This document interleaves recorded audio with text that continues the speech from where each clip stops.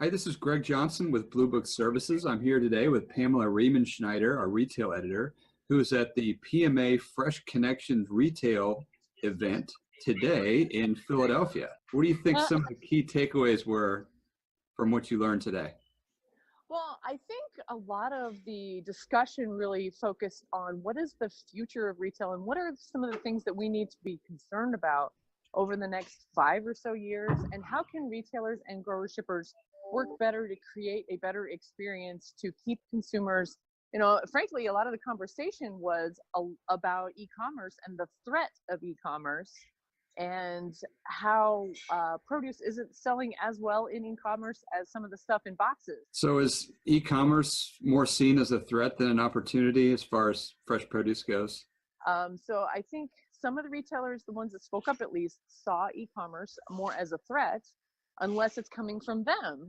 And that was another key point that Kathy Burns from PMA talked this morning about how 85% of consumers want to buy their e-commerce, their groceries online from their current grocer. They don't want to buy it from somebody new. And that's a number that I've seen elsewhere. But later in the afternoon, Kevin Coops from Morning Newsbeat wanted to emphasize that we can't just be complacent about it. You can't see that number and say, well, I got this figured out. They want to come to me anyway.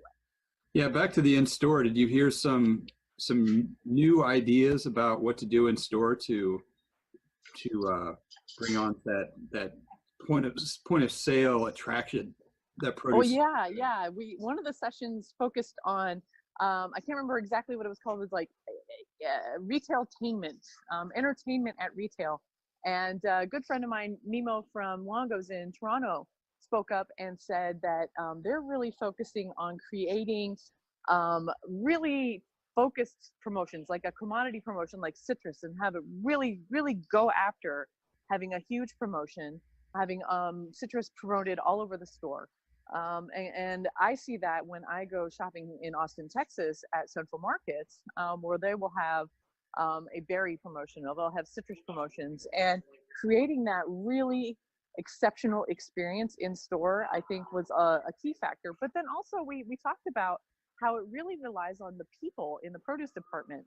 How do we empower our produce clerks and our produce managers to reach out to consumers and to feel ownership of the produce that they have in the store and become ambassadors on behalf of produce to reach more people?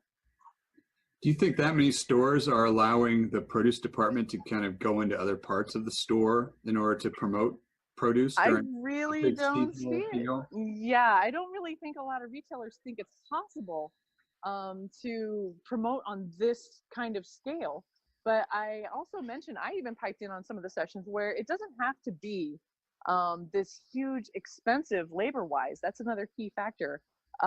Ordeal to empower our people in the produce department on the front lines to take some pride in what they're selling to consumers. So you don't even have to go outside of the produce department to sample a great apple. All you've got to do is to tell your produce clerk it's okay to reach out to consumers right Yeah. there where you meet them. All right. Well, I expect that our readers will see a lot more coverage and analysis from you from that event. I know you're wrapping it up today and going to spend a little time in local retail stores today and tomorrow, right? Yes, yes, I plan on store checking here, going around, seeing a few stores that have been on my radar for a little while. A lot of really cool retail going on in Philadelphia right now. So I'm going to take a little bit of time and look around. All right. We'll look forward to seeing it on producebluebook.com. And thanks for joining us today, Pamela. All right. Thanks, Greg.